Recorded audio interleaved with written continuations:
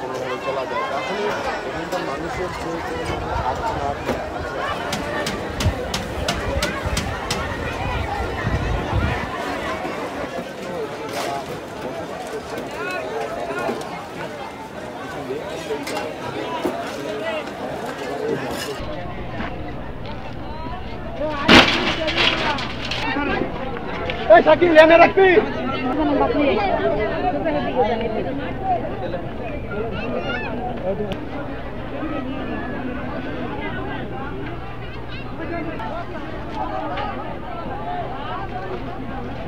জাগর বাড়ি করে পড়ছে, ওরা তো কাজ করে কিনা পাইতেছে না, ওরা জিনিস কইতে পাবো, আর যেগুলো দেখ পড়াইছে ওগুলাই সব জিনিস খাইতেছে।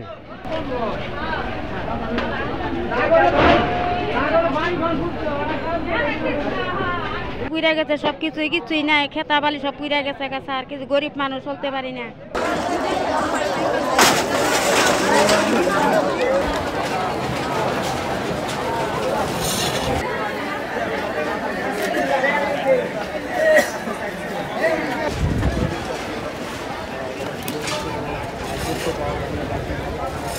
হ্যাসেল-ফ্রি জীবনের smart companion Walton home and kitchen appliance.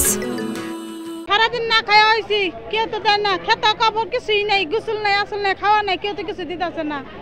Bag ঘরে মাল সামা আছে সব পুইরা, তুষনার ঘর তালা মারা আছিল, কুলার বাপটা অসুস্থ, আমি গেছি মাটি কাটা কাম করা, আদি করা মানুষ সব মনে করছে নেপ তো সব খাট ফ্রিজ যা আছিল টেয়া পয়সা সবই তো নাই, কিছুই নাই। আত্রে এই রাস্তায় ছিলাম, খাইছি সকালে বেলতলা মাইয়া ছিল, রান্না করে নিয়ে আসছি, খাওয়া দাওয়া করছি। এনে যে খাওয়া নিয়ে আইতাছে, জাগরে না পড়ছে ওরাই নিয়ে কিনার হইতাছে না, আর জাগরে পড়ছে ওরা তো বাড়ি নিয়ে ব্যস্ত। বাচ্চাটারা নিয়ে ওই মা ঢোকাছিলাম গা, বাচ্চারা নিয়ে খেলে বলাইছে, আর কিচ্ছু নিয়ে পাইছি না আমরা। টাকা পয়সা বহু দাঁড়িয়ে 1 লাখ টাকা আছেন, গরো ফ্রিজ টিভি যা কোন সব আছেন, কাপড় কিচ্ছু নিতে পারছি না। বর্ষ নাই বিন্দুনের, আঙ্গর শরীরের কোনো বর্ষ নাই, আঙ্গর কোনো সাহায্য নাই। আঙ্গরে 10 হানেরা 10 জনের সাহায্য দিবাই, আঙ্গর কোনো উপায় নাই, বুদ্ধি নাই, বুদ্ধি ছাড়া আর বুদ্ধি নাই আঙ্গরে, কিচ্ছুই বাই করা পাইছি না, সব আঙ্গর পুরা গেছে গা। এই অবস্থা খারাপ, এই যে রড মোট খুঁজতেছি, টিয়া পয়সা আছে আরো এটি হারিয়ে গেছে, কিছু পেয়েছেন খালি রড গুলো আর কিছুই না। এই যে এত ময়লামালি ডাইনা এখানে বসে আছি, এখানে কিছু না, কিচ্ছু নেই, আমাদের কিচ্ছু নেই। আমার প্রায় 1.5 লক্ষ টাকার উপরের মতো ঘরে মাল সামা ছিল, আমার বাচ্চার পায়ের জুতাটাও নিতে পারে নাই।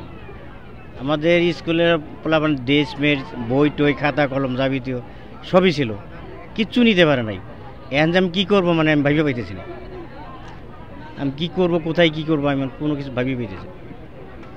এখন পর্যন্ত কোথাও থেকে কারো কোনো সংস্থার কোনো কিছু অর্থায়ন এখন আমার পাইনি।